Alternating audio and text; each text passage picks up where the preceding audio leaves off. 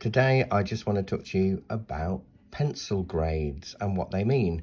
So pencils have never been made out of lead, they're made out of graphite, but the Latin name for graphite is plumbago and the Latin name for lead is plumbum, and they look similar, so that's why people call it lead, but it's not.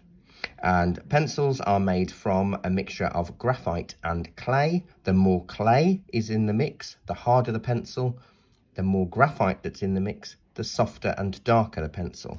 So here is a list of the pencil grades, and you can see the higher the number of H, which stands for hardness, the harder it is. The higher the number of B, the blacker it is, because that's what the B stands for, and the darker and softer it is.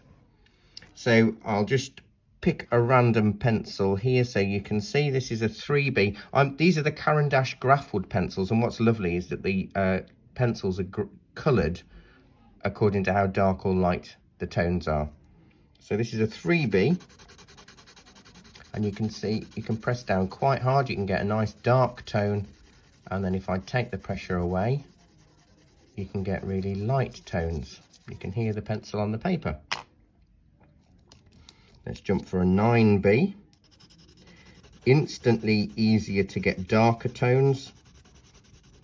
So black and buttery, it's gorgeous.